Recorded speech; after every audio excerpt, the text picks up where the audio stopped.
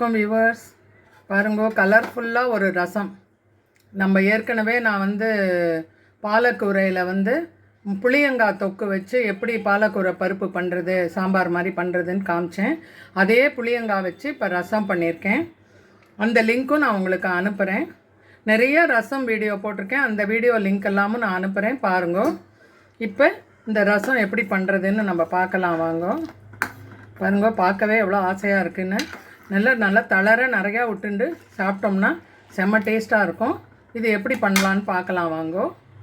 இந்த ரசம் எப்படி வைக்கிறதுன்னு பார்க்கலாம். நான் ஏற்கனவே இந்த புளியங்காய் பேஸ்ட் வச்சு நான் ஒரு கீரை பண்ணி காமிச்சிருக்கேன். அந்த லிங்க்கும் கொடுக்குறேன்.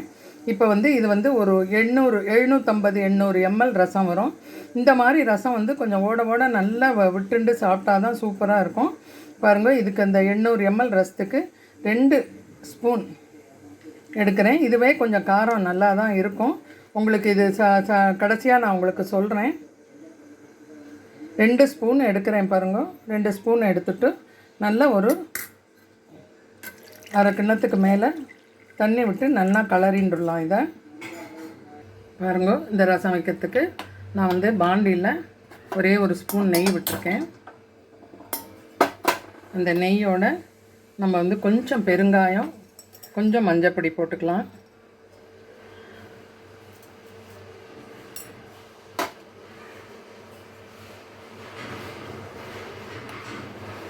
இப்போ பாருங்க, பெருங்காயம் மஞ்சப்பொடி பொரிஞ்சுடுத்து. இப்போ நம்ம இதில் கொஞ்சமாக ஒரு பெரிய பழுத்த தக்காளி நறுக்கி வச்சுருக்கேன், அதை போட்டுடலாம். தக்காளியை நல்லா வதக்கிக்கலாம். நான் பூண்டெல்லாம் போடலை. உங்களுக்கு பூண்டு ஆப்ஷனல் தான். உங்களுக்கு பூண்டு பிடிக்கும்னா நீங்கள் பூண்டு போட்டுக்கலாம். ஒரு பெரிய தக்காளி மட்டும் பொடியாக நறுக்கி சேர்த்துருக்கேன். நமக்கு புளியங்காய் பேஸ்ட்டில் உப்பு காரம் எல்லாமே இருக்குது. ஜஸ்ட்டு ஒரு 4 உப்பு போடணும். இந்த தக்காளி வதங்கிறதுக்கு மட்டும் கொஞ்சமாக வதங்கட்டும். இப்போ அடி பிடிச்சிடாமல் பார்த்துக்கோங்க, வதங்கட்டும். பாருங்க, நான் ஓரளவு வெந்ததுக்கப்புறம் மேஷர் வச்சு கொஞ்சமாக மசித்த மாதிரி விட்டுருக்கேன். இப்போ இதில் இந்த புளியங்காய், பச்சை மிளகாய், உப்பு போட்டு அரைச்ச விழுதோட தண்ணி இருக்கு இல்லையா, நான் கிட்டத்தட்ட 700 ml மேலே எடுத்திருக்கேன். நம்ம கடைசியாக சாப்பிடும்போது தண்ணி வேணும்னா விட்டுக்கலாம். அதை கரைச்சிட்டு வடிகட்டி எடுத்திருக்கேன்.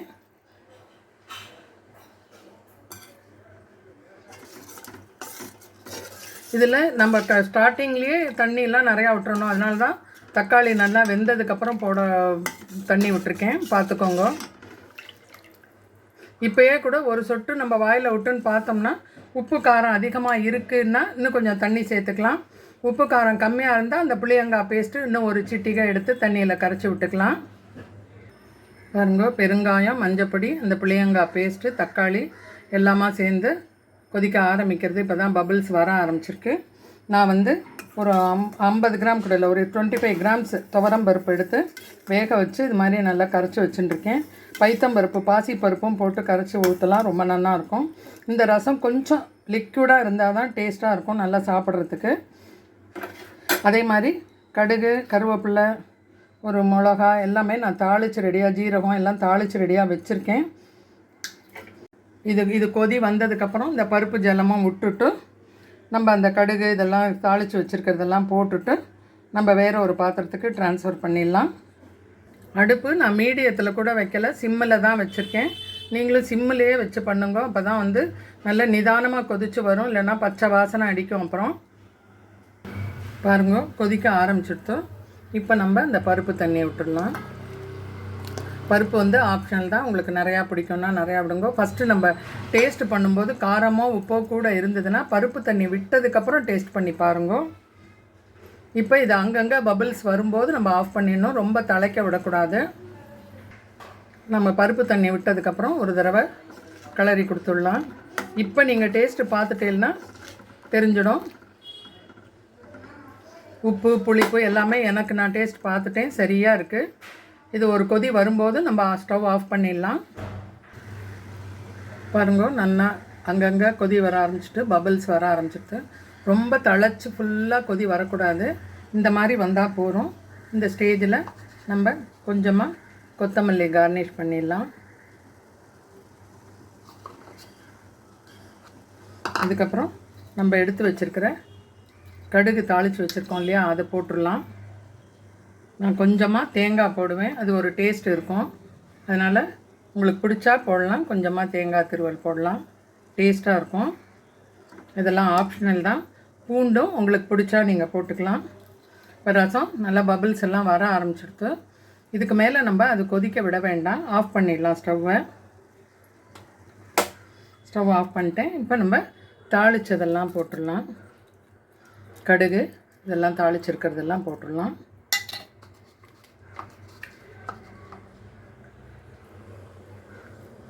இப்போ நமக்கு புளியங்காய் ரசம் ரெடி ஆகிடுத்து பாருங்க. புளியங்காய் பருப்பு ரசம் ரெடி ஆகிடுத்து. இதை நம்ம சர்விங் பவுலுக்கு மாற்றிக்கலாம். நான் ஒரு சர்விங் பவுலுக்கு மாற்றிட்டேன் ரசத்தை. பக்கத்துலேயே சவுச்சவு பொரியல் இன்றைக்கி பண்ணியிருக்கேன். காம்பினேஷன் நல்லா இருக்குமா தெரியாது, இன்றைக்கி இது இருந்தது, அதை பண்ணியிருக்கேன். நீங்களும் பண்ணி அசத்துங்கோ, இந்த ரசம் பண்ணி அசத்துங்கோ. இந்த விழுது இந்த புளியங்காய் விழுது வேணும்னா உங்களுக்கு ஆந்திராவில் யார் இருக்காங்களோ அவங்கக்கிட்ட கேட்டால் கிடைக்கும்.